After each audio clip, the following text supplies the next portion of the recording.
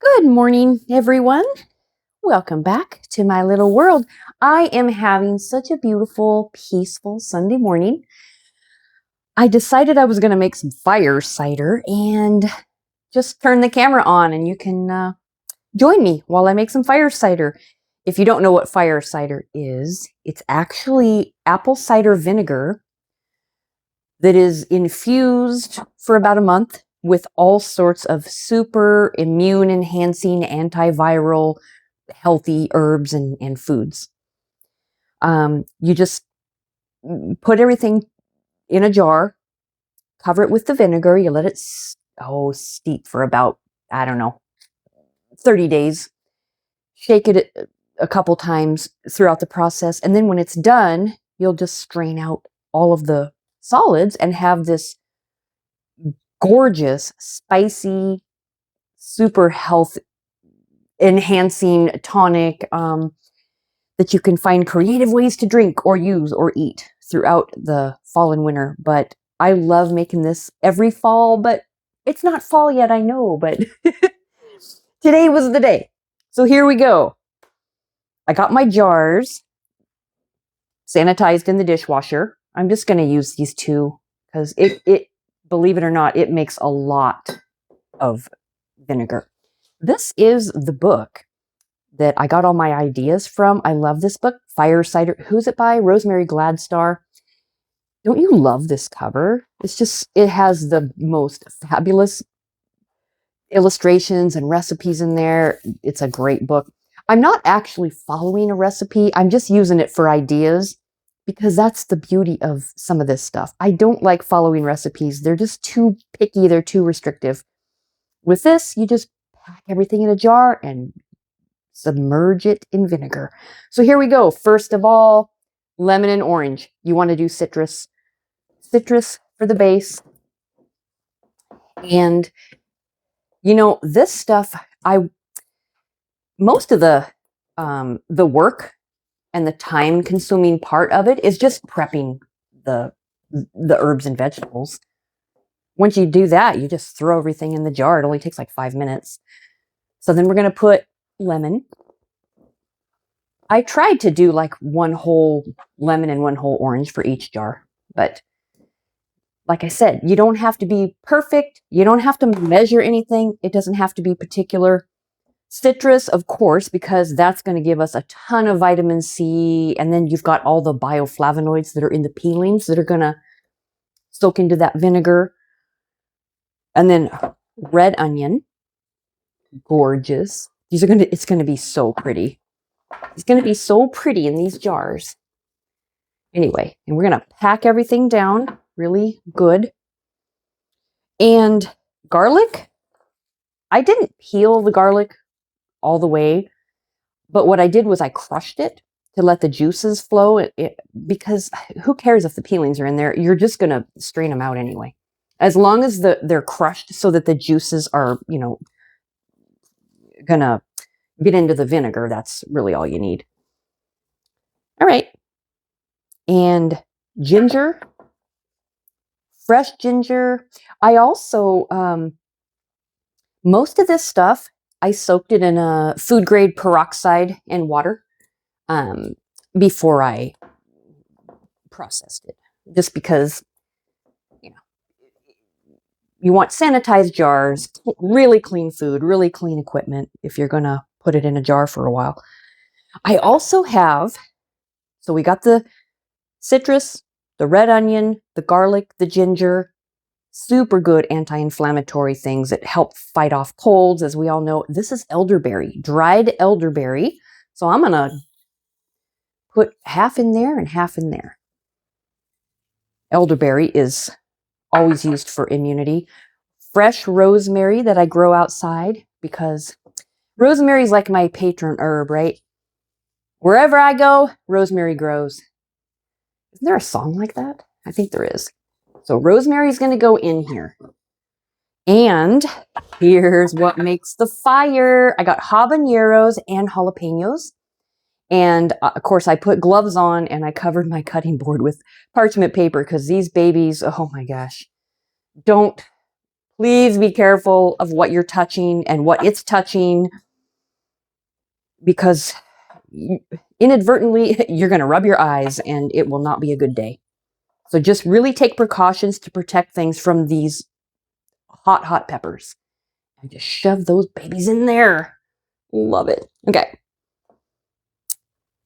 And then cinnamon sticks and whole cloves are going to go in there. Couple in each one.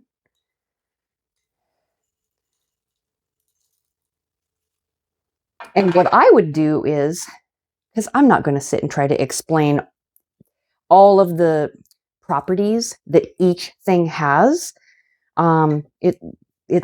These are all foods and herbs and spices that are known for enhancing immunity. I could not find turmeric root. I don't know, do you say turmeric or turmeric? I say turmeric. Anyway, I couldn't find turmeric root, so I'm going to put a good amount of turmeric powder in there because turmeric is turmeric. Turmeric is turmeric. The other thing that I couldn't find was fresh horseradish root, which is a bummer because that stuff, that'll clear your sinuses. But I do have a prepared, where would we be without Bubby's prepared horseradish? I'm going to put a few plops of it in there because it has good, clean ingredients, and I want the horseradish. It's not any ingredients that I wouldn't use either in mine, so they have pretty good clean ingredients. They have fermented and pickled things, and this is just a prepared one. So there we go. How do those look? Aren't they beautiful? And they smell spicy and yummy and healthy. So we're going to put our vinegar in. And this stuff will last a long time. Look what I had to do. Look what I had to do. My phone would not register that I was trying to press record because I had a glove on, and it wouldn't do it. I had to tear the top off of my glove to push the phone so it would register that there was a finger there. Oh my gosh. What'll they think of next? Okay, here goes the vinegar. We want everything to be submerged under there. That's like the rule with anything that you're going to pickle or ferment or infuse. Everything needs to be underneath the liquid. So I'm going to fill up as much as I dare. You want to leave a little, maybe about an inch, because sometimes things will soak up the liquid and they'll expand. And so that's how that goes. Anyway, let me just go ahead and push everything down. I'll use that. Push everything down below. Oh, look what I made a mess. That's okay. I can clean messes up. I'm good at it. Lord knows I make enough of them. All right, I'm going to go step away and get a paper towel, and I'm going to tidy up the top of it before I put the lid on. So I'm going to step away and get a paper towel real quick.